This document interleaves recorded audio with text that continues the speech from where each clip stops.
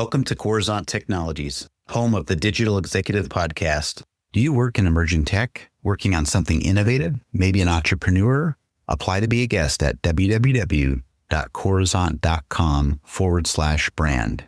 Welcome to the Digital Executive. Today's guest is Ian Baer. Ian Baer is the founder and CEO of Soothe, the first predictive market intelligence company built to decode the emotional, practical, and situational signals behind real-world decisions. He has spent more than 3 decades helping major brands unlock growth and challenger brands outperform expectations, holding leadership roles at Publicis, TBWA, RAPP, Deutsch, and others. With a background in journalism and behavioral science, Ian is known for turning deep human insight into measurable business performance. Well, good afternoon, Ian. Welcome to the show. Thanks so much, Brian. Great to be here. Awesome. I appreciate it, my friend. Really do. I know you had to make some time zone changes, calendars, etc. You're in New York. I'm in Kansas City, and I just really appreciate the opportunity to meet you on a podcast and get your story out to the world. So, Ian, if you don't mind, I'm going to jump right into your first question. Sure.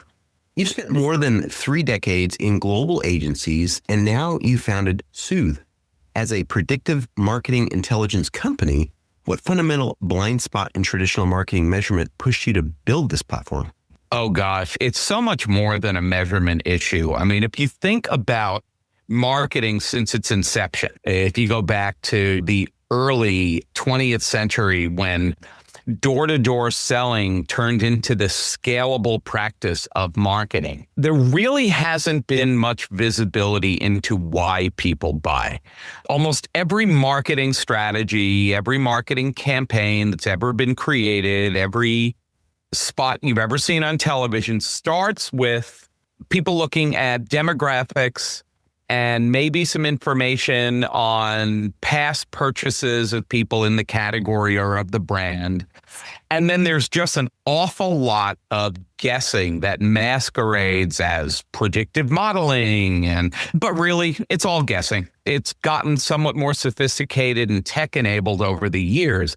But the problem when you base everything on demographics and past behavior is those only allow you to predict about 1 in 14 of the need-driven choices people are going to make. The 13 out of 14 are based on people's individual emotional needs and then the practical and situational filters that they'll apply in the context of a certain buying occasion to choose one brand or another. And realizing that nobody was really looking at those other 13 that drive the vast majority of choices, I pivoted out of the agency world when I realized I could codify an approach and a methodology, which now exists as our own AI system, dedicated to doing nothing but predicting the emotional, practical, and situational needs of buyers in any industry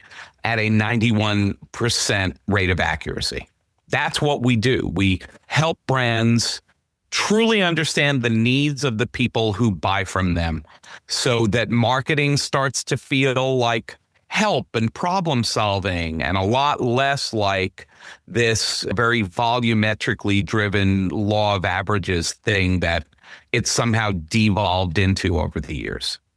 That's awesome. Appreciate that. Obviously, marketing and sales have come a long way. You talked about that door-to-door to where it is today, to this multi-trillion-dollar global marketing beast, right? Yes, more money spent in marketing last year than any year in history. Absolutely. It's crazy, but to see how this is working, and you're right, I've talked to a lot of your peers and other CEOs on the podcast about marketing analytics, and as you said, it has been a lot of guessing. And if you're just relying on demographics and past behavior, and then again, as they say, put the lipstick on the pig and say, well, that's predictive modeling. It's really not. And I like what you did. You pivoted out of this agency world to fix this gap, helping the brands and the buyers find each other and make that perfect marriage. And as you mentioned, a 91% accuracy rate, which is phenomenal. So thank you. And Ian, you've created the emotional blueprint method, arguing that over 90% of buying behavior is emotionally driven. How does this framework move brands beyond demographics and surface level targeting? So there was a study done a few years back by Harvard Business Review.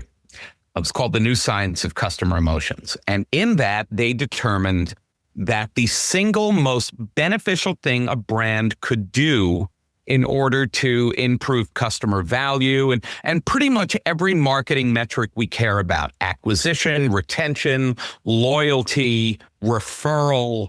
Best thing you can do is emotionally connect with a customer. And when people feel their emotional needs are being met, well, what the Harvard study measured a bunch of years ago was that customer was worth on average 52% more. In continuing to study this, as I have now for the past decade, I can tell you now the value of an emotionally connected customer is 5 times that of one who is simply satisfied with the product or the service. So as everything else in marketing has become truly commoditized, data, media, all of it, creativity now in the era of AI is starting to become more commoditized. The one thing that will never be commoditized is the way people feel and the way you make them feel. And when it comes to the 10 emotional needs that Harvard study isolated as the only ones that correlate with positive brand behavior, well, everyone feels all these things, but we don't feel them all to the same extent. We're talking about things like the need to care for others, the need to feel like you belong to a group or a community, or the need to feel safe, or the need to have fun. All of these matter to all of us, but they don't matter to the same extent. And even more importantly, what it takes to make you confident, Brian, is not necessarily what it takes to make me feel confident. Some people might gain confidence from having tools that allow them to control the outcome of whatever situation they're in or monitor their health, but others might gain confidence from advice from an expert they really trust. Well, knowing that each of these emotions have different triggers, that also means that people will then seek out different content, different experiences, different answers, and ultimately different brands in order to meet this unique set of emotional needs they have. What we're able to do by simultaneously accessing more than 100 million live data signals for each audience that we build for a client, we can interpret the hierarchy of emotional needs. So the emotional blueprint that we're able to produce takes these 10 emotional needs and creates a needs-based hierarchy through which we can predict and process how people will make choices. We create a data model that we call a decision arc, stands for decision architecture.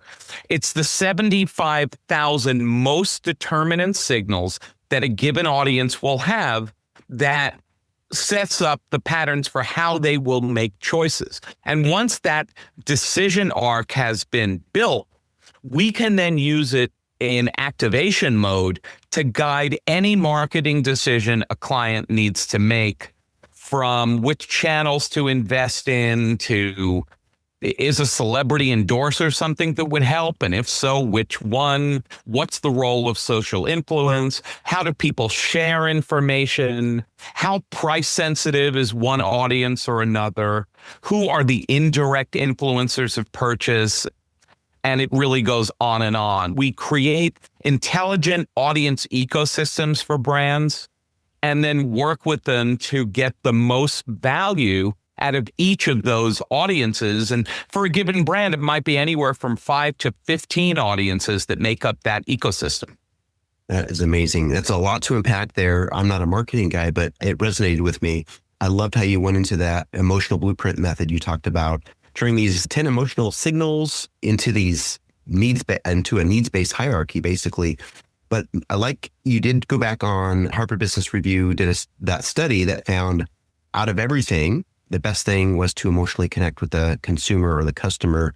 And connecting emotionally, I didn't know this, thank you for sharing, connecting emotionally to the customer has a value 5 times of that of a customer that may be fully satisfied with their product, which I didn't know. So thank you for sharing that. Well, when you think about it, and I appreciate you calling that out, from a standpoint of behavioral science and neuroscience, which is very much at the core of the work we do, and I'll encourage anyone who's listening to this podcast right now, think about some of those emotional needs I mentioned, like the need to feel safe or the need to feel confident.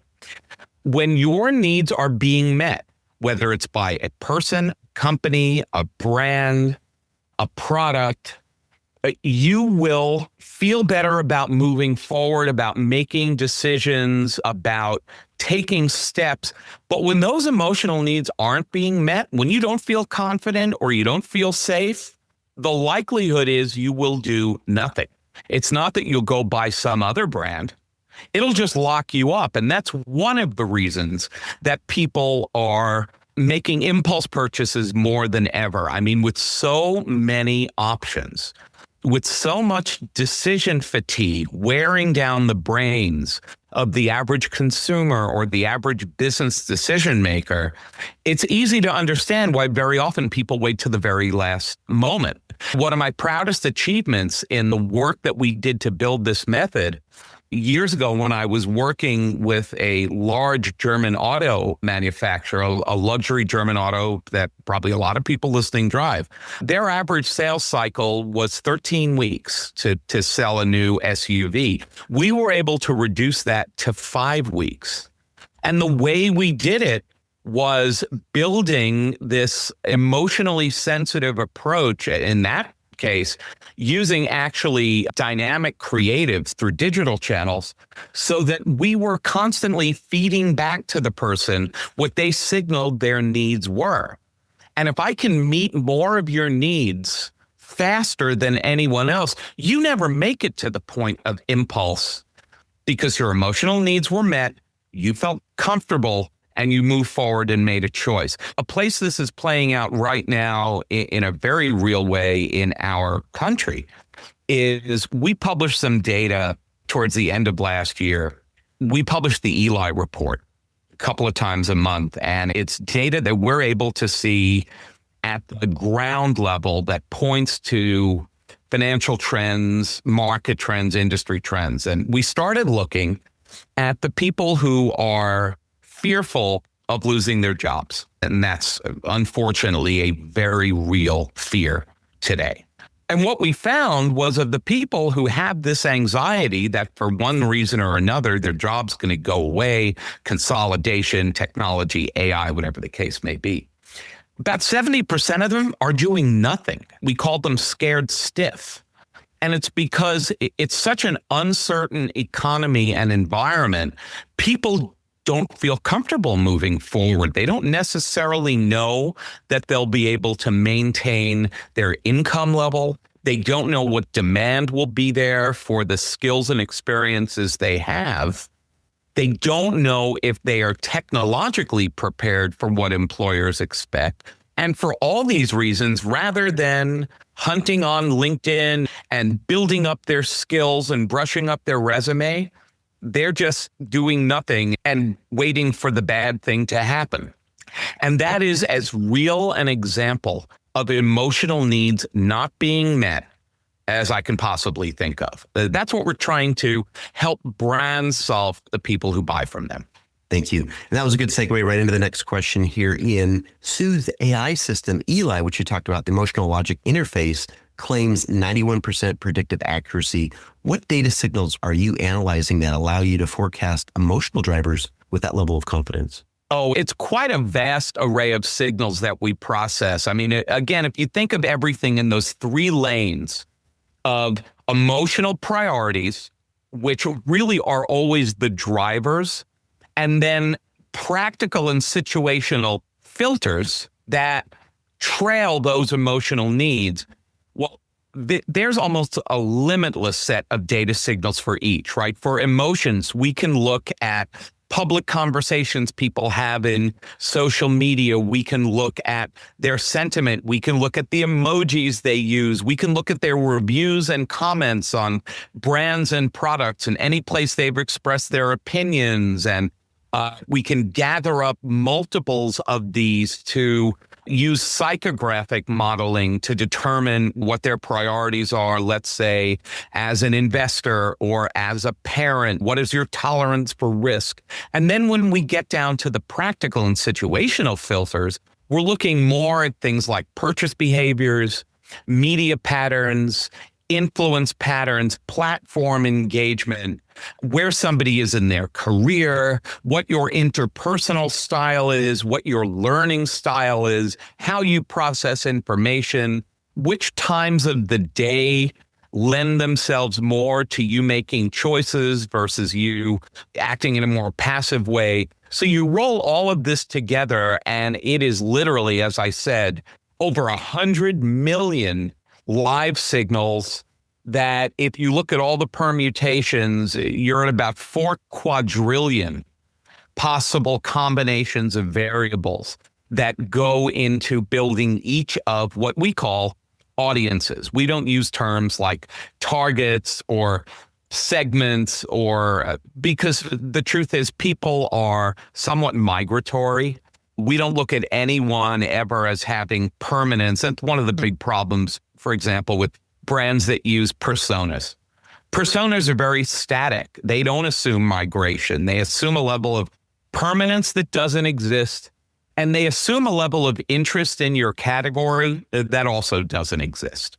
So we really look at these people in their day-to-day lives and map who they are to the way they could interact with a given business using these signal patterns. And that's all Eli is built to do. And unlike most AIs, Eli is trained to never hallucinate.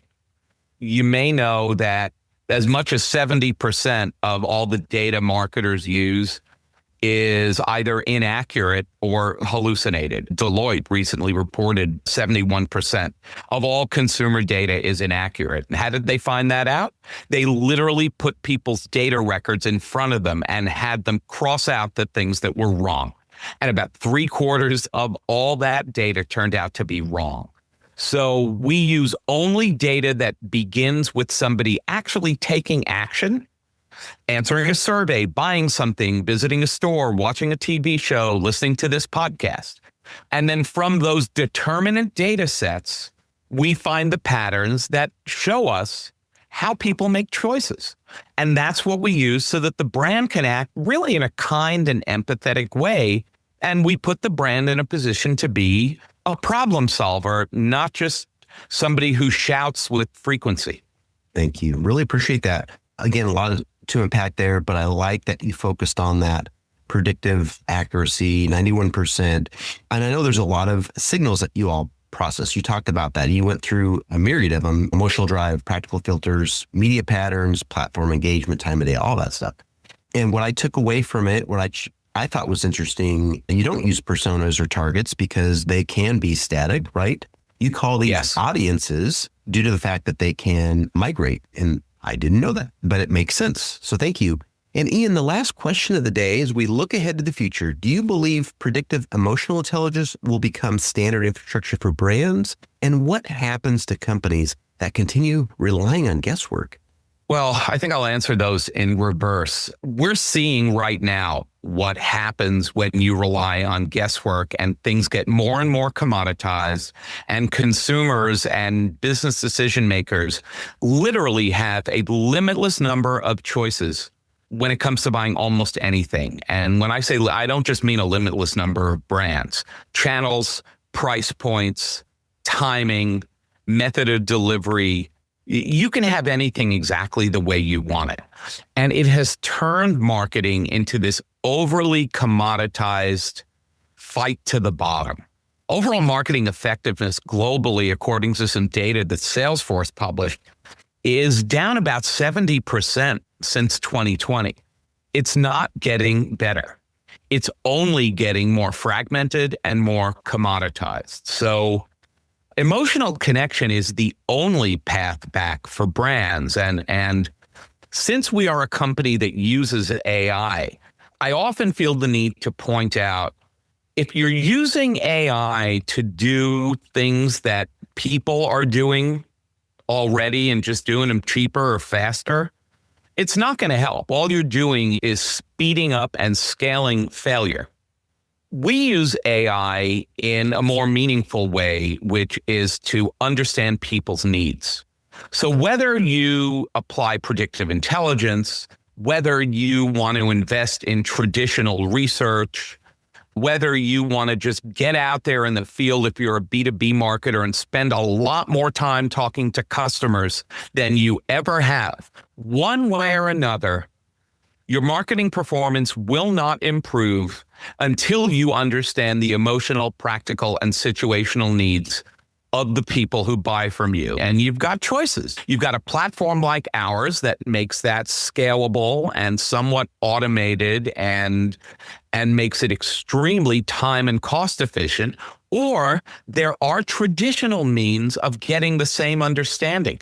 Neither is better or worse, but ours is a lot more efficient and a lot more timely, because one of the cool things about our audiences is once we build them, we refresh the data weekly.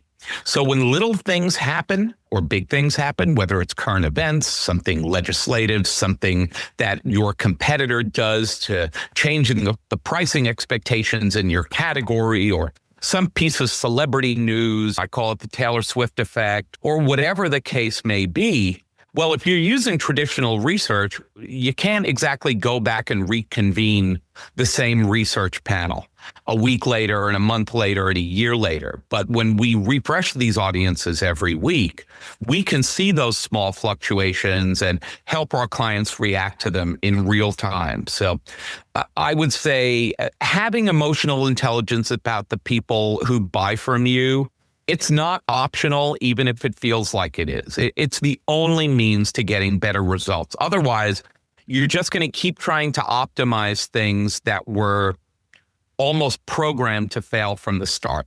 Thank you. Really appreciate that.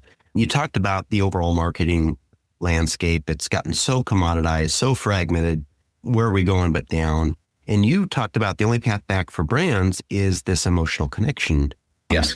And again, AI, you're absolutely right. We're seeing it in other areas, in verticals, is just speeding up failure. And unless you meet that emotional, practical situational needs of the consumer, as you mentioned, you're not going to win this game. And I really appreciate the insights today. Really do.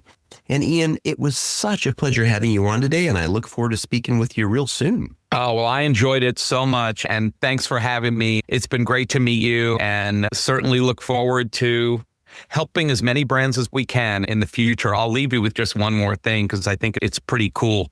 We actually just announced today that we have been hired by a team that bought a cattle ranch, of all things, a very high-end meat farm. And they are baking Eli into their model, not just for marketing strategy, but for product development at the very core. And it's going to be the first brand ever that's literally being built from the ground up based on an understanding of emotional connection of both the business and commercial audiences. And we're talking to an academic organization about actually documenting all this. And we really think we are creating what's going to be a landmark blueprint for a lot of brands to follow. So keep an eye on Legacy Maker Meats if you can. It's a pretty cool thing we're into. Thank you again, and bye for now.